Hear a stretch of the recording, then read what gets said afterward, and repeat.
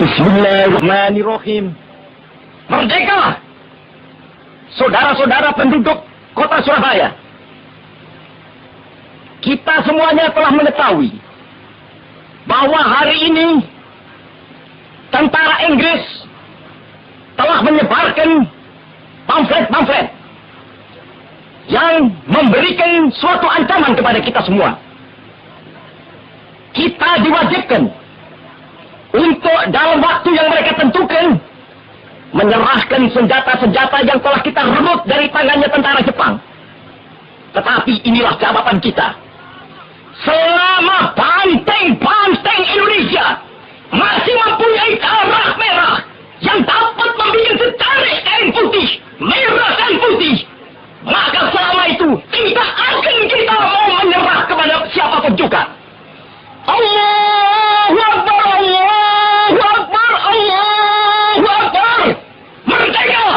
Yang dinanti selama ratusan tahun itu akhirnya datang juga.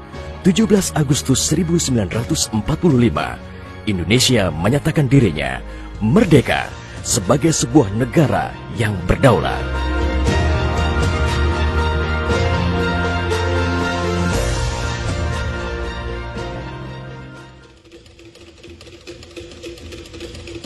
Namun, belum genap 1 bulan usia kemerdekaan, Indonesia langsung mendapat cobaan yang berat. Tentara sekutu yang di dalamnya ada tentara Belanda mendarat di Jakarta dan kota-kota besar lainnya di Indonesia. Bung Karno dan Bung Hatta berupaya melakukan upaya diplomatik untuk mendorong tentara sekutu bekerja profesional, hanya mengurus tahanan saja dan tidak mengutak-ngatik status kemerdekaan Republik Indonesia. Namun, upaya itu tidak membuahkan hasil. Bung Karno galau.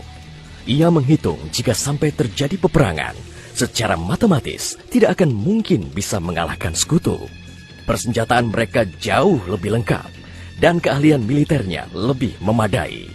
Atas saran Jenderal Besar Sudirman, Bung Karno diminta mengirim utusan khusus kepada Roisul Akbar Nahdlatul Ulama, Hadratus Syekh Kiai Haji Hashim Asy'ari di Pondok Pesantren Tebu Ireng, Jombang.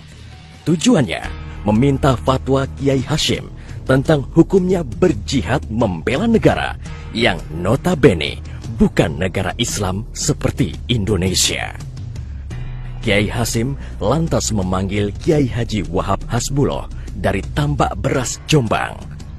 Kiai Wahab diminta mengumpulkan ketua-ketua NU se-Jawa dan Madura untuk membahas persoalan ini.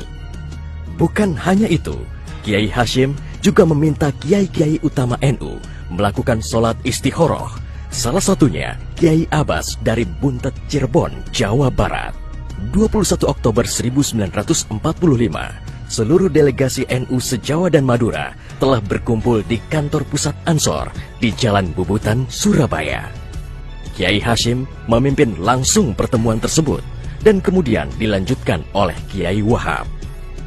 Setelah melalui diskusi yang cukup panjang dan mendengarkan hasil istikharah para kiai utama NU, esok siangnya, tanggal 22 Oktober 1945, pertemuan menghasilkan 3 rumusan penting yang kemudian dikenal dengan istilah Resolusi Jihad NU.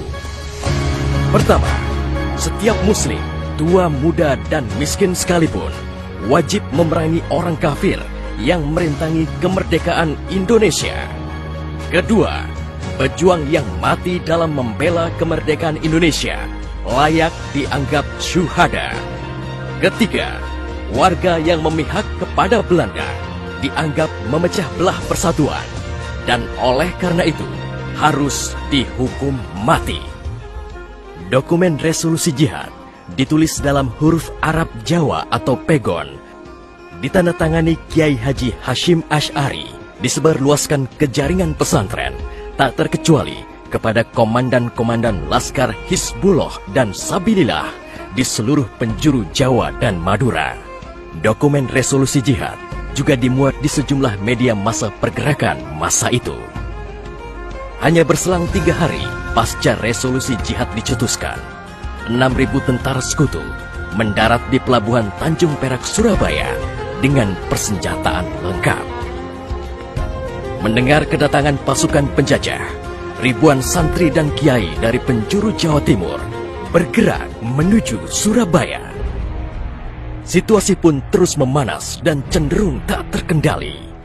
Resolusi Jihad NU telah memompa semangat perlawanan rakyat dan memicu terjadinya pertempuran hebat selama 3 hari di Surabaya, tanggal 27, 28, dan 29 Oktober 1945. Tentara Inggris kewalahan menghadapi perlawanan rakyat Jawa Timur.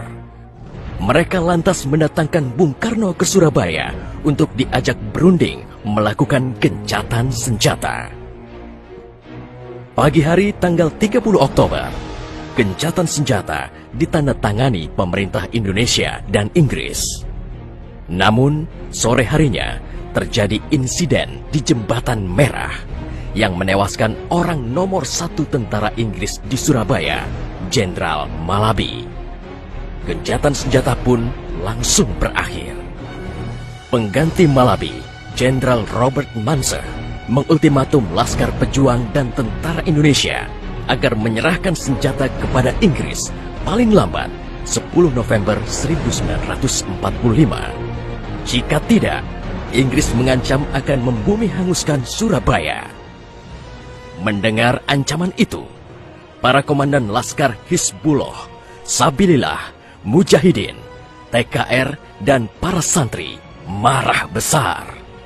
Seorang pemuda bernama Sutomo atau yang dikenal dengan Bung Tomo sowan kepada Kiai Hashim.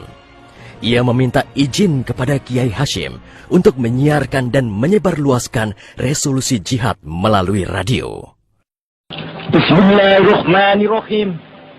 Merdeka! Saudara-saudara penduduk kota Surabaya, kita semuanya telah mengetahui bahwa hari ini tentara Inggris telah menyebarkan pamflet-pamflet yang memberikan suatu ancaman kepada kita semua.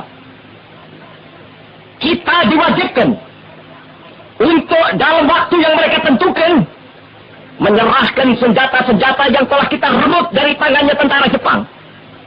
Tetapi inilah jawaban kita.